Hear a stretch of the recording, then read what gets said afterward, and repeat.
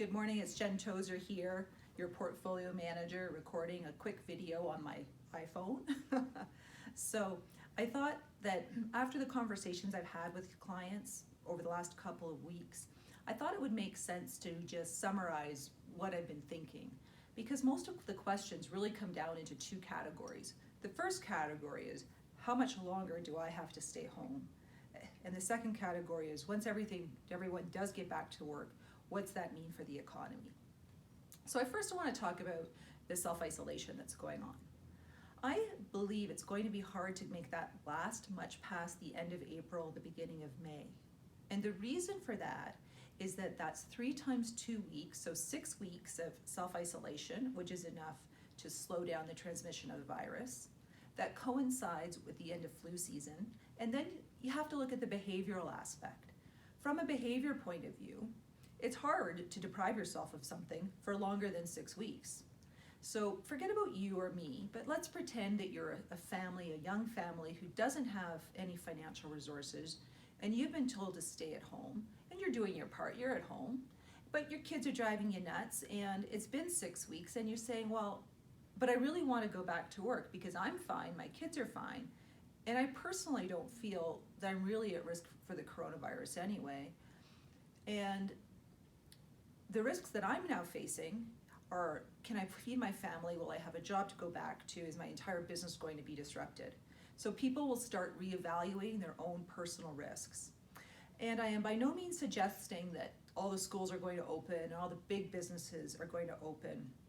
But the businesses that were the last to close, which is that same group, the people that run their own businesses, the people that are on a smaller scale responsible for others, those will likely be the people that reevaluate their personal risks and try and come back to work first. And that will be one kickstart to the economy. The second thing is although this is the first time we've dealt with a health crisis recession, it's not my first recession. So imagine, I mean, this is at the beginning of 2020, there was no recession even on the radar. We were all going to work and the government said, all right, everybody, put your hands up, stop, and go home. And they did this to try and, slow down the spread of coronavirus so it wasn't too taxing on the healthcare system and ultimately on the population. So that's fine. So everybody went home. But when you look at getting the economy restarted, think of 2008 and 2009. The economy was slowed down that time because of banking and the issues that we had in the banking system. And the government had to create a way to get the economy going again, and what they chose, or they created at the time, was quantitative easing. Now there was a lot of debate about quantitative easing, whether it was better to take pain now and instead of pain later. So long story short, they created the concept and they doled out 5% of GDP over a 24-month period in the US. Today, the US has already authorized 10% of GDP because they know that this works. And Canada, as this last time I checked, is currently at 6%.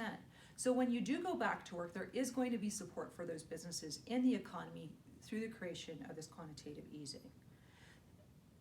In 2008 and 2009, you want to talk about speed. It took 5 months for the index to basically fall by 50%. In 2020, it was like that. It was 2.5 weeks, and we were looking at a 39% peak to trough response.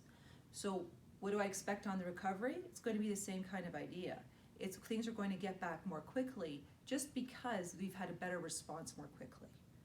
And there is another silver lining to this. So let's just go down, forget about the coronavirus, but let's pretend or anticipate that in another 2 months, 6 months, 2 years, 10 years, we have some type of epidemic, and something where it's pretty serious, where if you contract it, you have a 99% chance of dying, which was similar to smallpox, and it wipes out 1/3 of the global population, like the Black Plague.